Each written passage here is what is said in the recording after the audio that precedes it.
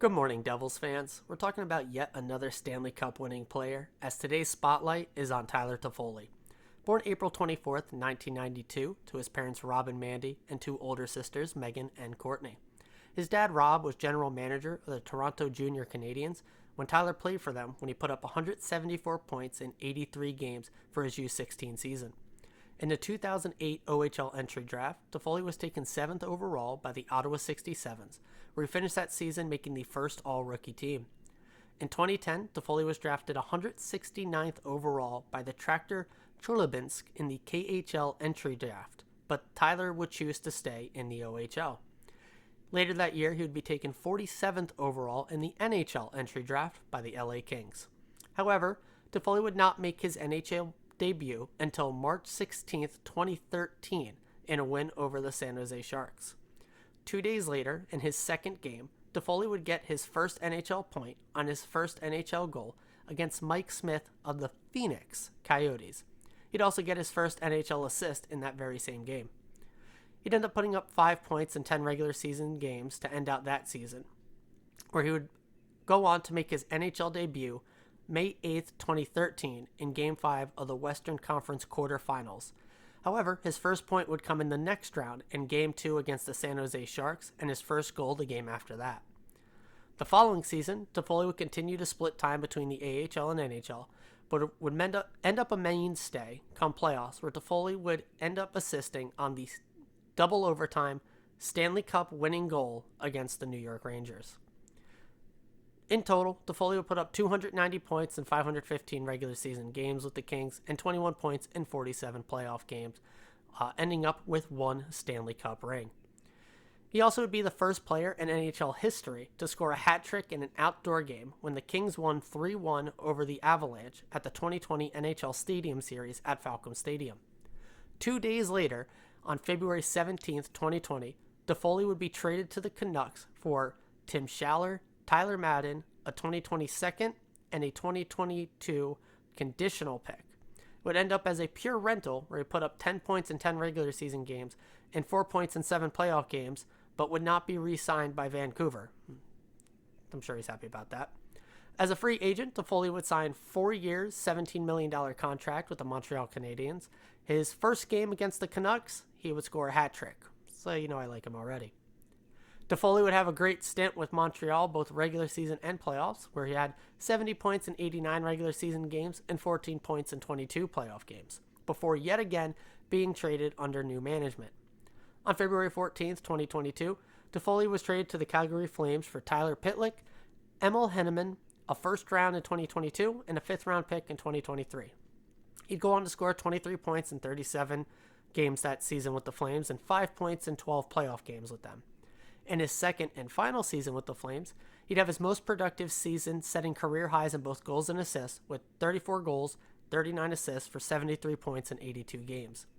Again, with the team under new management and heading a new direction, Toffoli was traded yet again to the New Jersey Devils for Yegor Sharangovich and a 2023 third-round pick. Internationally, he has 2 gold medals, one from the 2015 and one from the 2023 IIHF World Championships with Canada. So, what does he bring on the ice? Well, the guy puts the puck in the net.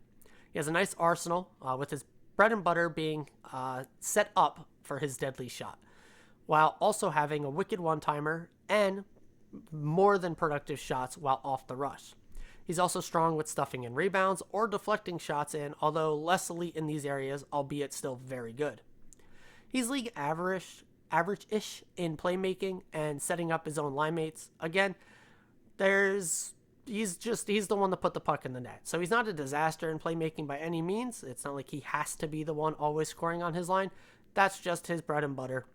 And he will set up his team line mates for goals along the way, but he's not, elite in that area by any means.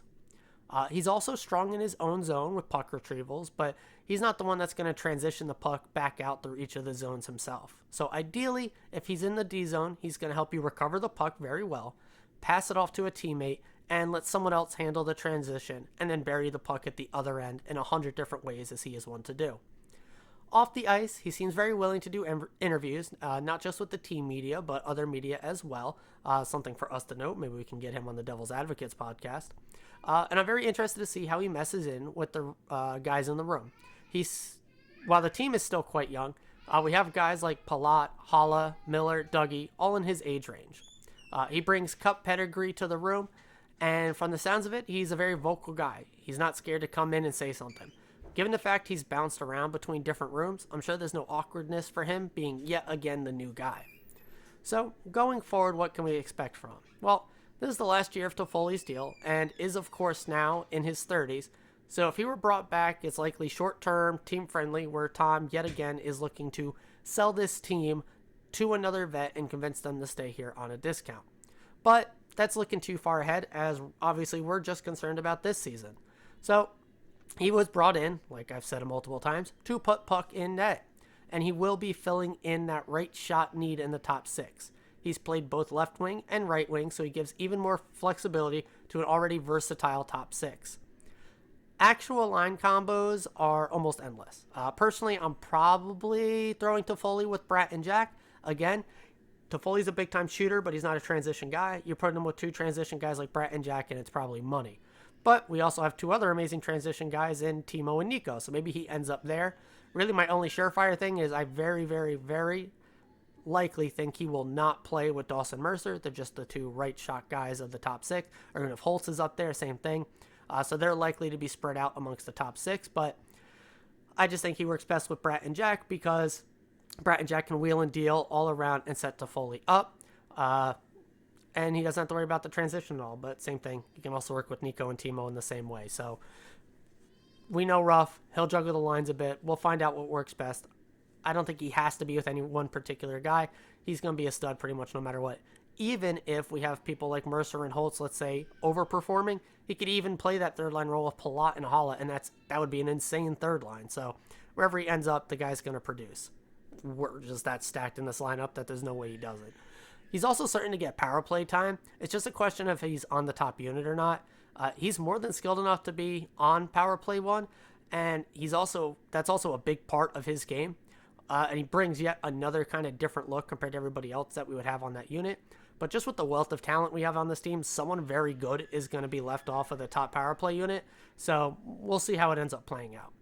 So my top three moments. Obviously, the guy has not played a single game in a Devils sweater yet. So had to stretch a little bit to come up with these. But coming in at number 3, went a little off board as I'm going to put him assisting on the cup-winning goal and beating the Rags in the Stanley Cup final as a King.